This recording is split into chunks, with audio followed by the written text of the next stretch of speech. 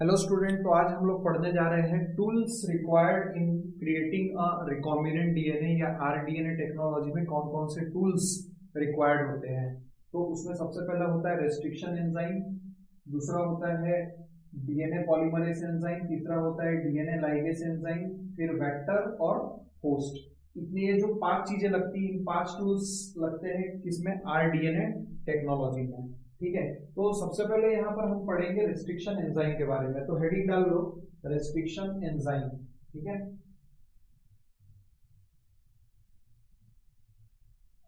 तो यहाँ पर ये जो रेस्ट्रिक्शन एंजाइम जो आपने हेडिंग डाली है यहाँ पर, ठीक है, इसमें सबसे पहले रेस्ट्रिक्शन एंजाइम की खोज कैसे हुई है ना, वो अपन देखेंगे।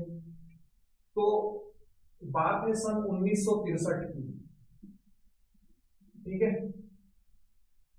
ये 1963 में क्या हुआ, एक बैक्टीरिया है जिसका नाम है ई कोलाई। ठीक है, इस बैक्टीरिया का नाम क्या है, ई कोलाई नाम का एक बैक्टीरिया है। और ये एक वायरस है जिसको बोला जाता है बैक्टीरियोफेज। ठीक है, ये बैक्टीरियोफेज नाम का वायरस है। अब ये जो बैक्टीरियोफेज जो होता है उसके अंदर होता है डबल स्ट्रैंडेड डीएनए। अब जैसी बैक्टीरियोफेज ई कोलाई को इन्फेक्ट करता है तो वो अपना डबल स्ट्रैंडेड डीएनए इसके अंदर डाल देता है। ये डबल स्ट्रैंडेड डीएनए बनता है एमआरएनए, और एमआरएनए से बन मतलब, ठीक है, ये जो डबल स्ट्रैंडेड डीएनए है ये ट्रांसक्रिप्शन करके बनाएगा एमआरएनए, एमआरएनए से ट्रांसलेशन होकर क्या बन जाएगा, प्रोटीन, और प्रोटीन से बनेंगे वायरस के कोट, कैप्सिड बोलते हैं जिसको, वायरल कोट को। तो उसकी वजह से और प्रोजेनी वायरस बनने लगेंगे इसके अंदर में। ठीक है, तो मतलब वायरस पार्टिकल इसके अंदर बनेंगे ना, क्योंकि वायरस के ऊपर का जो कोट होता है वो प्रोटीन से बनता है ना। और ये जो डीएनए बैक्टीरियोफेज का जो डीएनए है ना, ये जो वायरस है इसका नाम होता है बैक्टीरियोफेज वायरस। ठीक है, तो ऐसा होता है। अब हुआ क्या, 1963 की बात है, साइंटिस्ट लोगों को दो ऐसे एंजाइम मिले जो बैक्टीरियोफेज की ग्रोथ को ई कोलाई के अंदर रोकते थे। ठीक है, तो वो जो दो एंजाइम में से जो पहला एंजाइम है, ठीक है, तो one enzyme add methyl group to DNA. ठीक है, और अदर कट्स डीएनए। तो ये किसके डीएनए के बारे में बात कर रहे हैं अपन, बैक्टीरियोफेज का ये जो डीएनए है उसमें एक क्या मतलब दो ऐसे एंजाइम हमें हमें मतलब वो साइंटिस्ट लोगों को मिले जो बैक्टीरियोफेज की ग्रोथ को ई कोलाई के अंदर क्या कर रहे थे, रोक रहे थे, स्टॉप कर रहे थे। ठीक है, तो उसमें एक जो है वो मिथाइल ग्रुप ऐड कर रहा था किसको, डीएनए को। तो ये जो डीएनए है अगर इसमें आपने मिथाइल ऐड कर दिया, ठीक है, तो क्या होगा, ये डीएनए हो जाएगा साइलेंस। साइलेंस का मतलब ये है ये डीएनए ट्रांसक्रिप्शन करके एमआरएनए नहीं बना पाएगा, और अगर एमआरएनए नहीं बना तो इससे फिर कोई प्रोटीन भी नहीं बनेंगे, वायरल प्रोटीन भी नहीं बनेंगे। तो इसकी वजह से क्या होगा, बैक्टीरियोफेज की ग्रोथ ई कोलाई के अंदर रुक जाएगी। दूसरा, अदर कट द डीएनए, दूसरा जो था वो इस डीएनए को ऐसे काटता था, काट काट के इसके टुकड़े टुकड़े कर देता था। अब कटा हुआ डीएनए क्या ट्रांसक्रिप्शन करेगा और क्या यहाँ पर नए वायरस पार्टिकल बनाएगा, है ना। सो 1963 में दो two enzymes were obtained which stop the growth of E. coli inside, sorry, which stop the growth of bacteriophage inside E. coli, in which one is adding methyl group to DNA whereas other cut the DNA. तो यहाँ पर ये जो second वाला है other cut the DNA, इसको बोला जाता है रेस्ट्रिक्शन एंजाइम, रेस्ट्रिक्शन एंजाइम। ठीक है, तो 1963 में दो ऐसे एंजाइम मिले जो कि बैक्टीरियोफेज नाम के वायरस की ग्रोथ को ई कोलाई के अंदर रोक रहे थे, है ना। वो कैसे रोक रहे थे मैंने ये बता दिया, है ना। तो ये हो गया कंप्लीट। आपको समझ में आया हो तो प्लीज एक लाइक यहां पर कर देना। अब देखिए जो पहला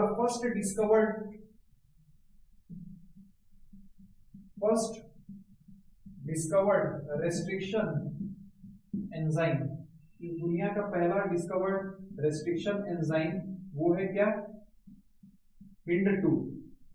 ठीक है, HIND2 इस दुनिया में पहला डिस्कवर किया गया रेस्ट्रिक्शन एंजाइम है। ठीक है, तो ये जो है डीएनए को एक स्पेसिफिक पोजीशन पे काटता है। ठीक है, तो its function based on specific nucleotide sequence on DNA. DNA में एक स्पेसिफिक न्यूक्लियोटाइड सीक्वेंस है, बस उसी को ये काटेगा और किसी को नहीं काटेगा। ठीक है, it was isolated but characterized 5 years later. ठीक है, it was isolated but characterised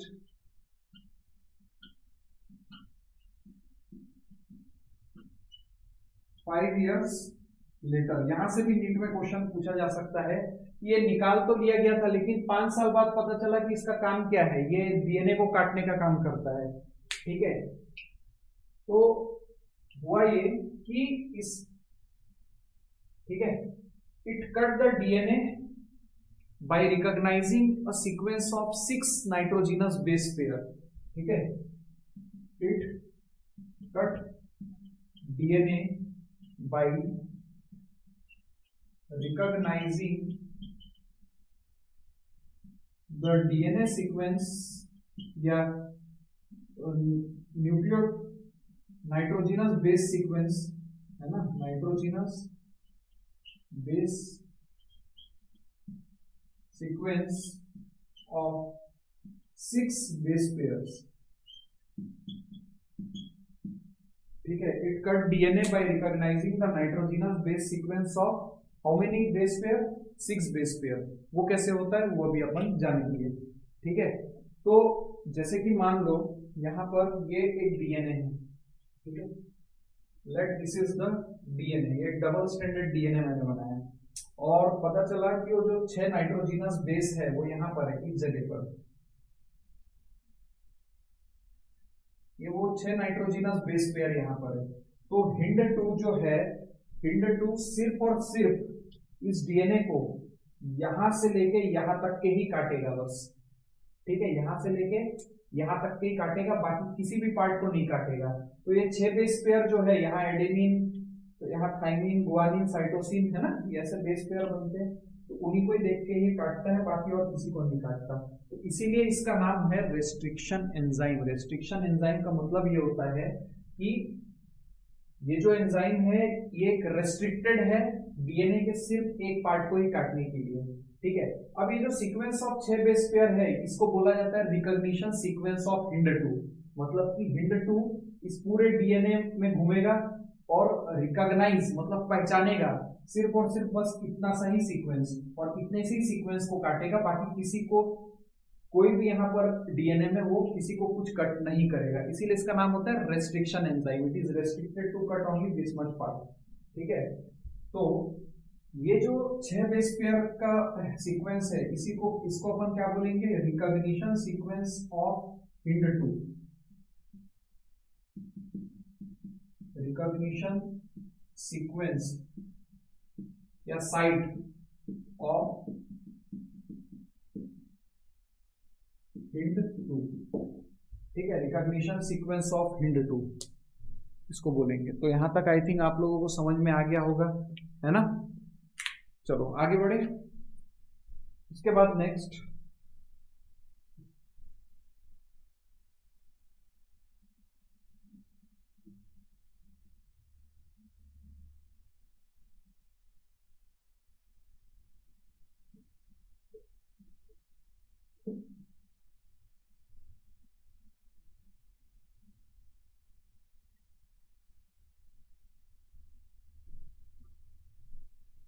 ठीक है, तो अब तक more than 900 restriction enzyme discovered from 230 strains of bacteria. तो अब तक 900 से ज्यादा रेस्ट्रिक्शन एंजाइम डिस्कवर्ड हो चुके हैं 230 स्ट्रेन ऑफ बैक्टीरिया से, ठीक है। और ये 900 से ज्यादा जो रेस्ट्रिक्शन एंजाइम अभी तक के डिस्कवर हुए उनकी अपनी अलग एक रिकॉग्निशन साइट है डीएनए में, ठीक है। और ये सिर्फ और सिर्फ ये रेस्ट्रिक्टेड है, इनके ऊपर पाबंदी है कि भाई ये सिर्फ अपनी साइट को ही रिकॉग्नाइज करके उतने पार्ट को ही काटेंगे, बाकी डीएनए में कहीं और नहीं काटेंगे, ठीक है। Each having their own recognition site, ठीक है। Each have different recognition site, ठीक है। तो ये हो गया। अब इसके बाद अपन पढ़ेंगे नॉमेनक्लेचर।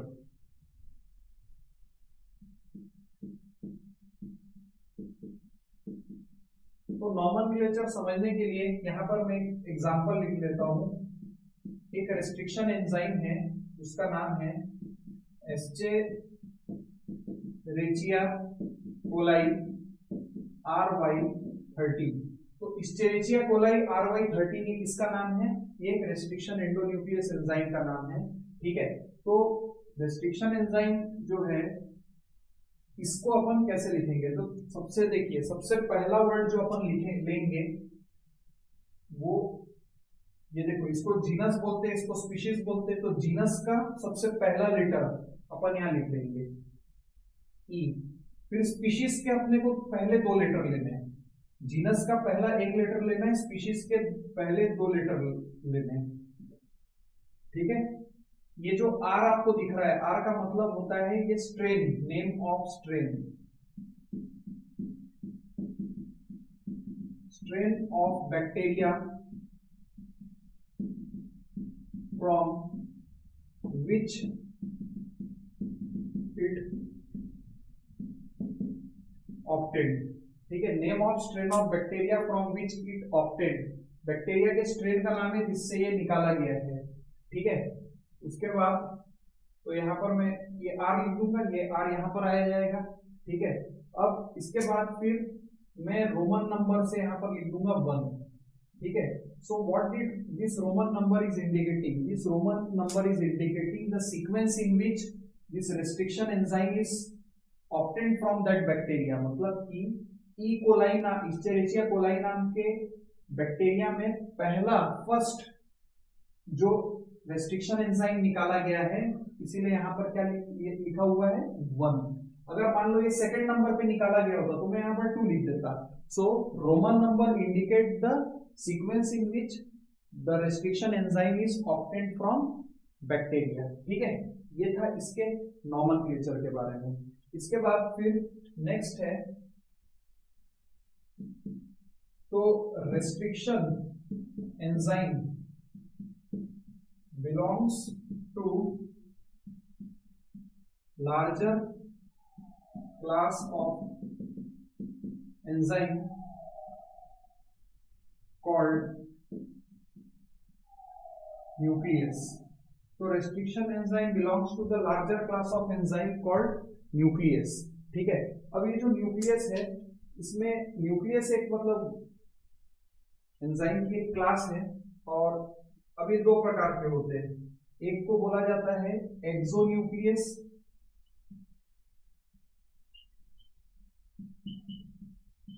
एंजाइम, और दूसरा जो होता है उसको बोला जाता है एंडो न्यूक्लियस एंजाइम, ठीक है। तो 2 प्रकार के एंजाइम होते हैं। अब ये कैसे काम करते हैं वो अपन जानेंगे, ठीक है। जैसे मान लो कि ये है डीएनए, ये है डीएनए, ठीक है। अब एक्सोन्यूक्लियस जो होता है वो न्यूक्लियोटाइड्स, डीएनए पूरे न्यूक्लियोटाइड से मिलकर बना हुआ है, तो ये जो है ये एंड से काटता है, ये देखो ये दो पार्ट काट दिया, ये वाला पार्ट काट करके इसको अलग कर देगा, ये वाला पार्ट काट करके इसको अलग कर देगा। So it remove the nucleotide from both ends. ठीक है, दूसरा जो है एंडोन्यूक्लियस, एंडो मतलब अंदर। अगर मैं यहाँ पर डीएनए बनाता हूं, ठीक है, मान लो कि ये क्या है, ये है डीएनए, ठीक है, ये है डीएनए।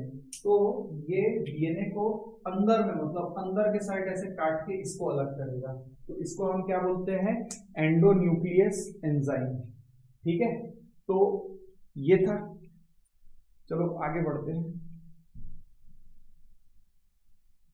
अब ये रेस्ट्रिक्शन एंजाइम जो है, इसका मतलब तो आप समझ ही गए होंगे, ये डीएनए को काटने का काम करता है। रेस्ट्रिक्शन वर्ड क्यों आया, क्योंकि वो रेस्ट्रिक्टेड है, सिर्फ वो अपने ही रिकॉग्निशन सीक्वेंस को काटेगा, बाकी दूसरे की तरफ दूसरा डीएनए का कुछ भी पार्ट है उसको नहीं काटेगा, इसलिए वो रेस्ट्रिक्टेड है इतने ही पार्ट को काटने के लिए, इसीलिए नाम यहाँ पर आ गया क्या, रेस्ट्रिक्शन एंजाइम।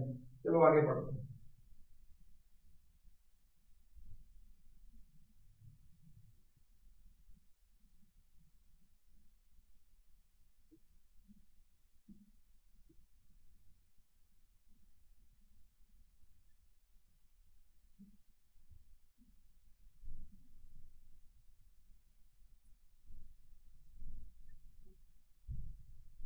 ठीक है, अभी अपन पढ़ने वाले हैं मैकेनिज्म।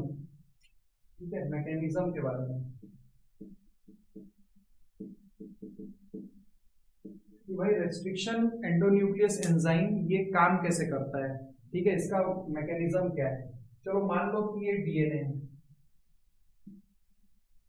ये डीएनए है, ठीक है। अब इस डीएनए को काटना है, ठीक है। तो मान लो कि मैं एक एक रेस्ट्रिक्शन एंजाइम ले लेता हूं, इको R1 नाम का, ये एक रेस्ट्रिक्शन एंजाइम, इसको मैं इस डीएनए के ऊपर छोड़ दूंगा, ये डबल स्ट्रैंडेड डीएनए, ठीक है, इसको मैं इसके ऊपर छोड़ दे रहा हूं। और यहां पर अगर आप देखोगे तो इस जगह पर इस इको R1 का रिकॉग्निशन सीक्वेंस है, ठीक है। रिकॉग्निशन सीक्वेंस अब यहाँ पर जो है वो ऐसा है, इस प्रकार से,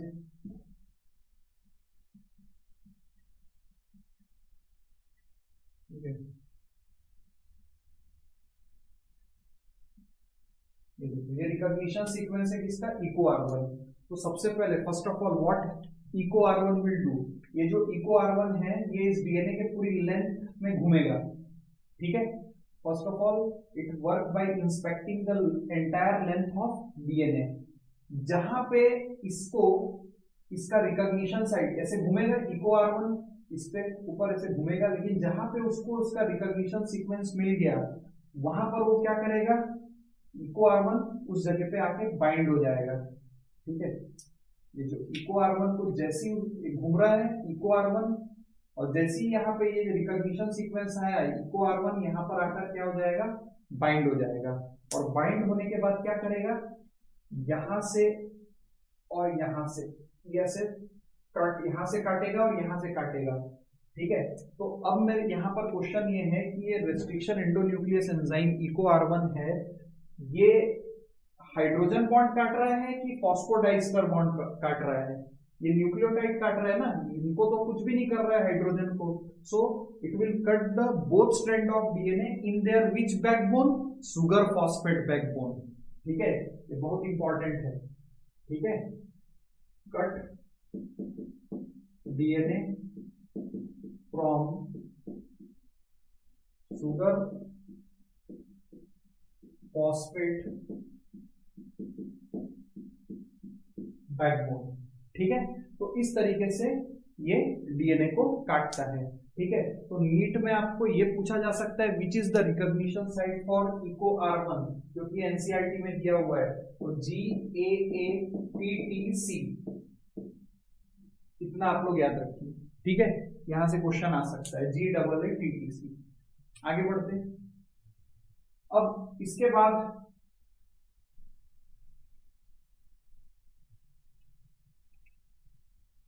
नेक्स्ट हमेशा रेस्ट्रिक्शन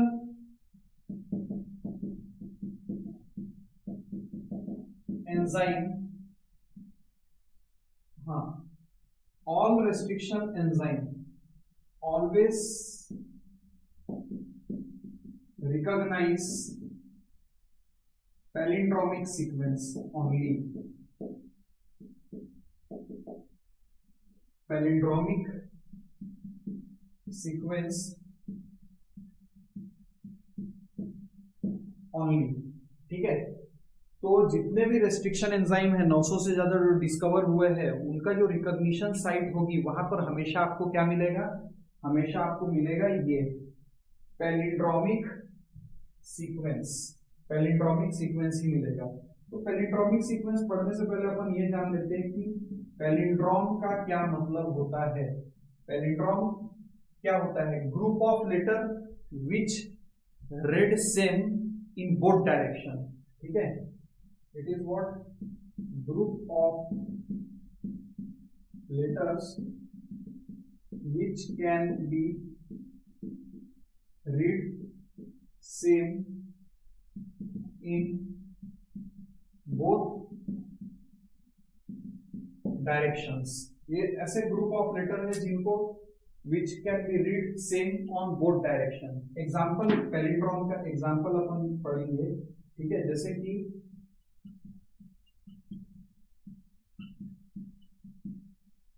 मलयालम मैंने लिखा है। ठीक है, अब ये पैलिंड्रोमिक कैसे हुआ वो अपन जानेंगे। अगर आप इसको यहाँ ऐसे पढ़ते हो तो क्या आ रहा है, MALAYALAM। अगर आप इसको इस डायरेक्शन में पढ़ते हो तो MALAYALAM। तो आप दोनों डायरेक्शन से इसको पढ़ रहे हो, ये क्या और ये है ना, वो तो सेम ही आ गया। इसी प्रकार से पैलिंड्रोमिक सीक्वेंस इन डीएनए उसको क्या बोलेंगे, it is a group, sorry, palindromic sequence in DNA को बोलेंगे it is a sequence of DNA which are read same when orientation of reading kept same। इसका मतलब ये हुआ, यहां पर आप देख लीजिए पैलिंड्रोमिक सीक्वेंस का एग्जांपल, ये देखिए, ये ऊपर में कौन कौन से लिखे हुए, GAA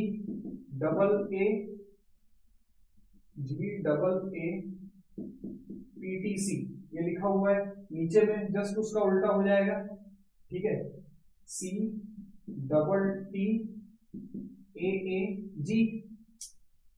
ऐसे पढ़ोगे तो ऐसा हो रहा है, और यहां से पढ़ोगे तो सेम आ रहा है, तो ये पैलिंड्रोमिक सीक्वेंस हो गया।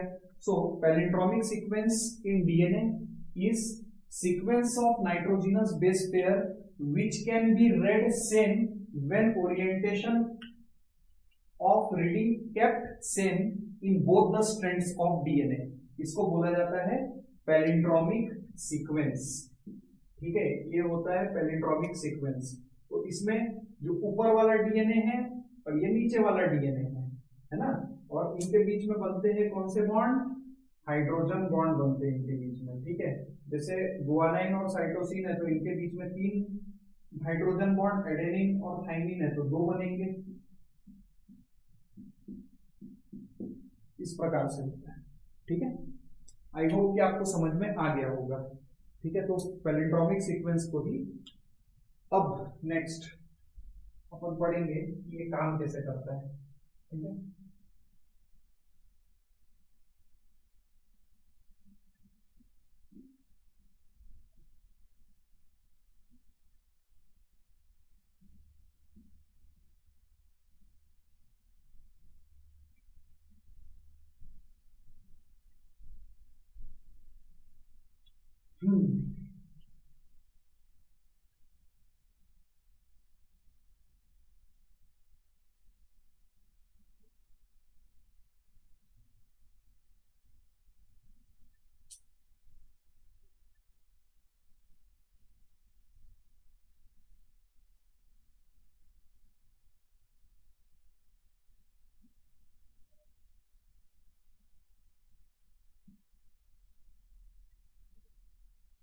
ठीक।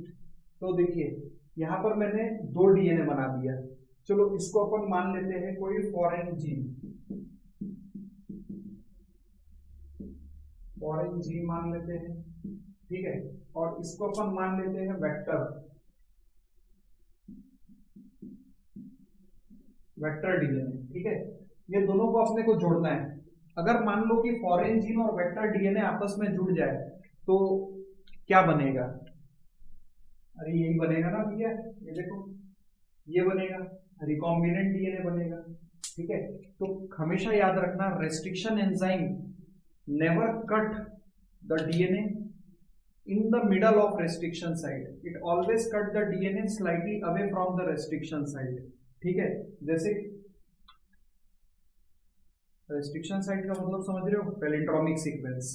Restriction enzyme never cut DNA in the middle of its palindromic sequence, it always cut the DNA slightly away from the palindromic sequence but between the same two sequence on opposite strand. कैसे होता है चलो वो देख लेते हैं। अब जैसे मान लो यहां पर है, यहां पर G A A T T C, ठीक है, ये हो जाता है। फिर से यहां पर लिखेंगे C T T A A G, ठीक है।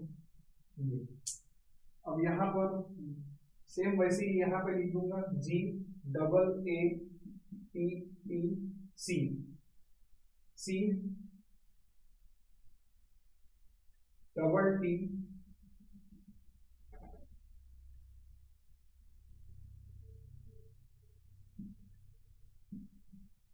A A G, ठीक है।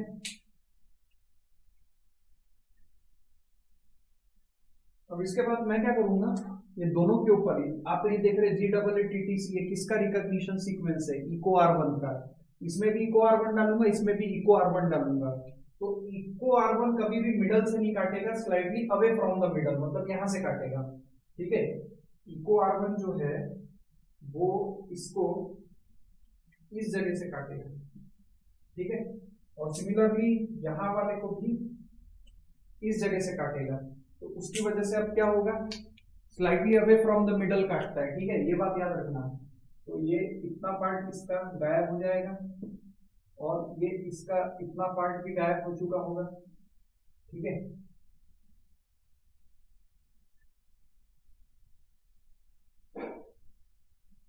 इतना पार्ट हो गया होगा गायब, प्लस रेस्ट्रिक्शन एंजाइम की वजह से ये वाला पार्ट यहाँ गायब और ये वाला पार्ट यहाँ गायब हो जाता है, ठीक है। और between two same strand on opposite, between two same bases on opposite strand, ये वाला और ये वाला है, देखो दो सेम बेसेस है अपोजिट स्ट्रैंड में, ठीक है। अब इसकी वजह से क्या होता है, ऐसे काटने की वजह से क्या होता है, now there will be the two overhanging stretches of DNA. ये ऊपर वाला स्ट्रेच है, ये नीचे वाला स्ट्रेच है, ये हैंग हो रहा है ऐसे, ठीक है। So these are the two overhanging stretches of DNA which are single stranded. अब ये लोग क्या करेंगे, ये लोग जो है आपस में बनाएंगे बॉन्ड, ठीक है। मतलब आप देखिए जी और सी के बीच में जो बॉन्ड होगा वो तो ट्रिपल बॉन्ड होगा, आप लोगों को पता है, हाइड्रोजन बॉन्ड। ये वाला इसके साथ बॉन्ड बनाएगा डबल बॉन्ड, ये वाला इसके साथ डबल बॉन्ड बनाएगा, ठीक है। तो ये इसके साथ डबल बॉन्ड और ये इसके साथ डबल बॉन्ड और ये इसके साथ ट्रिपल बॉन्ड। तो ये जो ओवरहैंगिंग सिंगल स्ट्रैंडेड स्ट्रेचेस है इसको बोला जाता है क्या, स्टिकी एंड। इसको क्या बोलते हैं, स्टिकी एंड। और ये भी है, इसको क्या बोलेंगे, स्टिकी एंड। तो nitrogenous base present in the sticky and will form the hydrogen bond with the complementary nitrogenous base present on their opposite strand, ठीक है। और ऐसे करके ये जुड़ जाता है और स्टिकी एंड फैसिलिटेट या help ligase enzyme to function. Ligase enzyme को भी हेल्प करता है फंक्शन करने में, और इस प्रकार से ये दोनों आके ऐसे एक दूसरे से जुड़ जाते हैं, ठीक है। तो अब ये जैसे जुड़ेंगे तो क्या बन जाएगा, आर डीएनए, रिकॉम्बिनेंट डीएनए बन जाएगा। समझ में आए?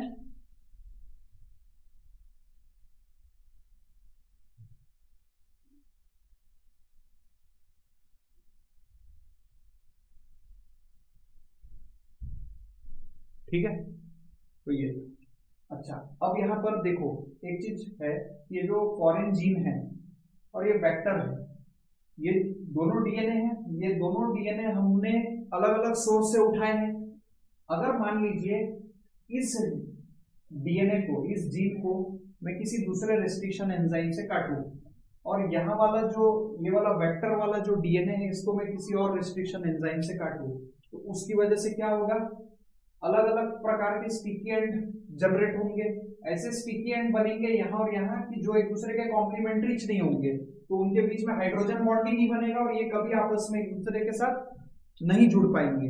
तो इसीलिए in order to cut the gene of interest या फॉरेन जीन और vector both have to be cut with same restriction enzyme. जिस रेस्ट्रिक्शन एंजाइम से मैं इसको काटूंगा उस सेम रेस्ट्रिक्शन एंजाइम से मैं इसको भी काटूंगा, ये दोनों को, तभी यहाँ पर जो स्टिकी एंड बनेंगे वो एक दूसरे के क्या होंगे, कॉम्प्लीमेंट्री होंगे और उनके बीच में हाइड्रोजन बॉन्ड बनेगा। क्लियर हुआ? तो ये था रेस्ट्रिक्शन एंजाइम के बारे में। ठीक है, तो यहां तक के हमने डीएनए को काटा। अब हमने डीएनए को तो काटा, इसको भी काटा, इसके भी कई सारे टुकड़े होंगे, है ना। अब उन टुकड़ों में से हमने को फॉरेन जीन उठाना है, तो वो कैसे उठाएंगे वो सब अपन देखेंगे। ठीक है, चलो आगे बढ़ते हैं।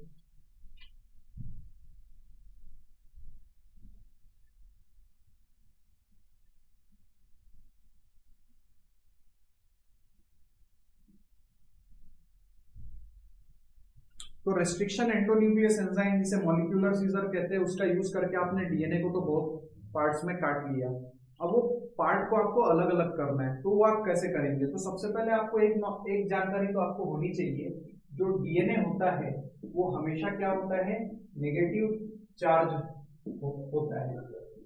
ठीक है, तो डीएनए को हम पॉजिटिव चार्ज की तरफ मूव करा सकते हैं। पॉजिटिव चार्ज मतलब एनोड, एनोड नाम का एक इलेक्ट्रोड होता है जिसमें पॉजिटिव चार्ज होते हैं अंडर द इलेक्ट्रिक फील्ड। ठीक है, तो कैसे कराएंगे वो अभी अपन देखते हैं।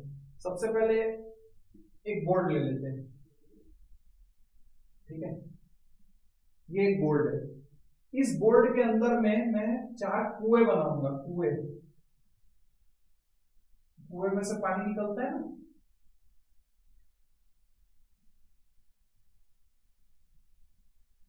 ये 4 मैंने कुएं बनाए। इन कुओं को अपन क्या बोलेंगे बताइए, वेल्स। अब ये जो 4 कुएं हैं 4 अलग अलग गली में है, गली बोले तो लेन में है। ठीक है, तो यहां पर इसको अपन बोलेंगे लेन नंबर 4, लेन नंबर 3,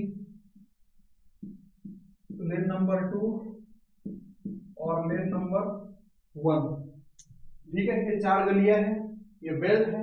इन कुओं के अंदर में हम डालेंगे, क्या भरेंगे, पानी। पानी नहीं भरेंगे, वो डीएनए भरेंगे। ठीक है, क्या भरेंगे इन वेल्स के अंदर में हम, वो डीएनए। ठीक है, जैसे कि मान लो लेन नंबर 1 में जो मैंने डीएनए भरा, वो डीएनए कुछ इस प्रकार से दिखता है। तो ये किस प्रकार का डीएनए हो गया, ये हो गया अनडाइजेस्टेड, मतलब इस पे हमने रेस्ट्रिक्शन एंजाइम नहीं डाला, इसमें हम डीएनए भरेंगे और सबके अंदर में हम रेस्ट्रिक्शन एंजाइम डालेंगे सिवाय इसके। तो ये कैसा डीएनए हो गया बताइए, अनडाइजेस्टेड डीएनए। लेकिन लेन टू, ये जो 3 लेंस है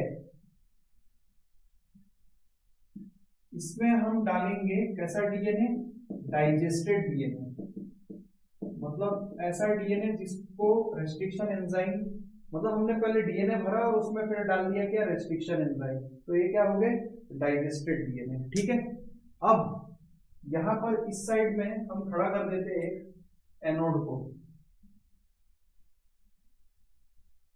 ठीक है, ये क्या है, एनोड है, और ये कैसा चार्ज है, पॉजिटिव चार्ज एनोड है। ठीक है, अब होगा क्या, इसके अंदर हमने रेस्ट्रिक्शन एंजाइम और डीएनए दोनों भरा था, ये तीनों में restriction enzyme DNA, restriction enzyme DNA, restriction enzyme DNA. अब क्या होगा, वो पूरे डाइजेस्ट हो चुके होंगे, डाइजेस्ट मतलब कट गए होंगे डीएनए रेस्ट्रिक्शन एंजाइम की वजह से। तो यहां पर इस बोर्ड में हम एक सब्सटेंस भी भरेंगे। ठीक है, इसमें हम पूरा एक सब्सटेंस भर देंगे, उसको बोलेंगे अपन मीडियम या मैट्रिक्स, और और मीडियम और मैट्रिक्स हम क्या यूज करेंगे, एगारोस जेल। एगारोस जेल हमें मिलता है कहां से, सीवीड से। सीवीड मतलब रेड एल्गी, ठीक है, ग्रेसिलेरिया और जेलिडियम नाम के एल्गी है, उनसे हमको एगारोस जेल या अगर अगर मिलता है, तो वो हम पूरा इसमें भर देंगे, ठीक है, अगर अगर। और हम इसमें से पास और क्या पास कराएंगे, we will pass what, we will pass the electric field from agarose gel, ठीक है। क्या पास कराएंगे यहां से, इलेक्ट्रिक फील्ड यहां से पास कराएंगे। इस पूरे एग्रोस, इसको पूरा भर दिया एग्रोस जेल से, और इसमें से क्या पास करा है, करंट, इलेक्ट्रिक फील्ड। अब क्या होगा, इलेक्ट्रिक फील्ड पास होने की वजह से इसके अंदर जो कटे हुए डीएनए वो सब बाहर आने लगेंगे, ठीक है। देखो ये बाहर निकला,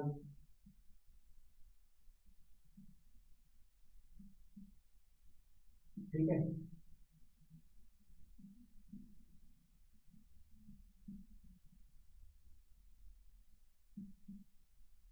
तो ये बाहर निकलने के बाद देखो कुछ इस प्रकार से हो जाएगा।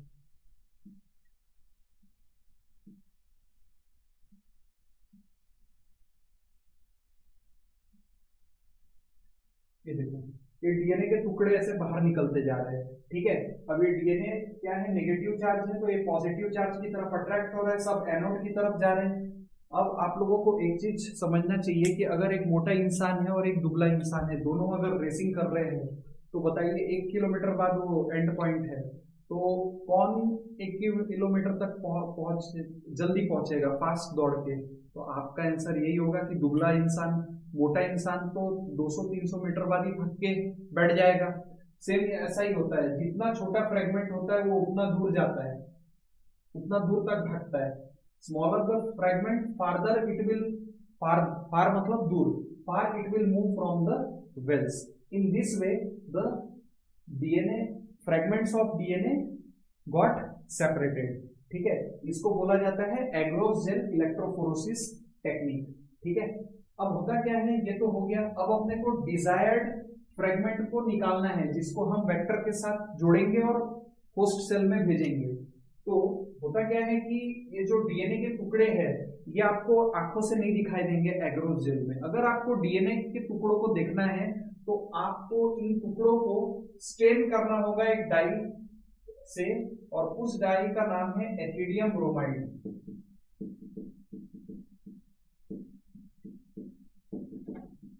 Ethidium bromide.